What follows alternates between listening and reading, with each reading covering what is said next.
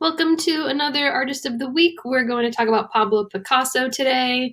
And in front of you, this may be his most famous painting and definitely one of the most famous paintings of all time from any artist. And what you're seeing here is Demoiselles d'Avignon, which is a painting of actually five prostitutes, basically in a brothel.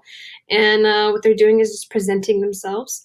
And as you can see, their bodies are extremely strange looking, not realistic, disjointed. A couple of them are wearing masks. And this painting kind of embodies what Pablo Picasso was known for, which was this sort of abstracted way of painting, especially in a style called cubism, where he flattens out their bodies into like more basic shapes. He paints different viewpoints of their body that don't exactly make sense. Like this person's leg right here doesn't really make sense for their knee to be like pointing in that direction. And it ends up making it look extremely realistic and really awkward. And they say that this looks kind of like a painting made of broken glass. But it was the way he chose to paint this. He chose to paint it in a very different way that wasn't done before. So this painting was extremely innovative, and it kind of opened up the door for everybody to start breaking the rules of art and kind of start painting things in almost like an ugly way, which is kind of cool. Another thing to notice here is these two women that have African masks on, because Pablo Picasso was extremely inspired by African art. So that's just another little fun note, okay? Now, Picasso was classically trained, so from a young age. So like I think he made this at either age 12 or age 15. That young, he was that young when he painted something that looks this amazing. This looks like a photograph. So he knew how to paint normal, but he chose to paint like this. Again, breaking those rules of typical painting at the time. Okay, this is also another painting he's very well known for, which is called Guernica, and it has to do with the bombing of a Spanish city. And as you can see, we have that cubist style again, where everything is kind of broken up into shapes and flattened pieces, and it creates a lot of chaos.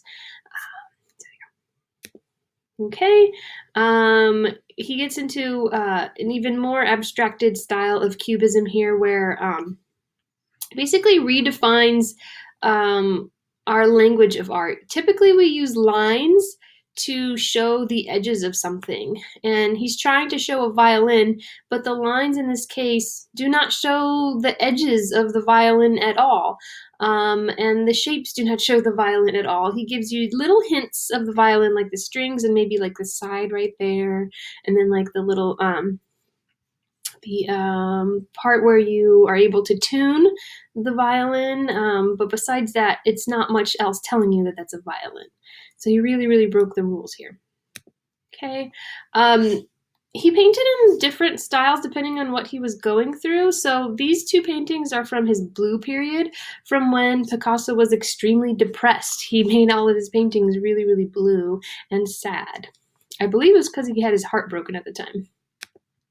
Okay, and Pablo Picasso also got into collage, which wasn't really happening much before him. So he really, really experimented with lots of different styles of art, which made him really innovative.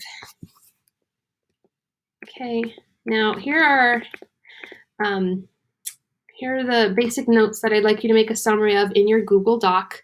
And then I'd like you to also answer the higher level thinking questions there. But this basically touches on what we talked about. He was known for cubism. He broke everything up into abstracted forms and shapes.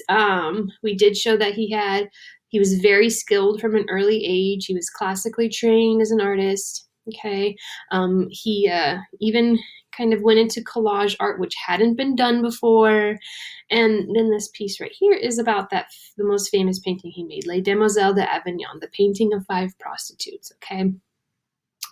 And okay, fun fact at the bottom, as you see, he wasn't like Van Gogh. He was famous in his time, And he's still famous now, one of the most famous painters of all time. And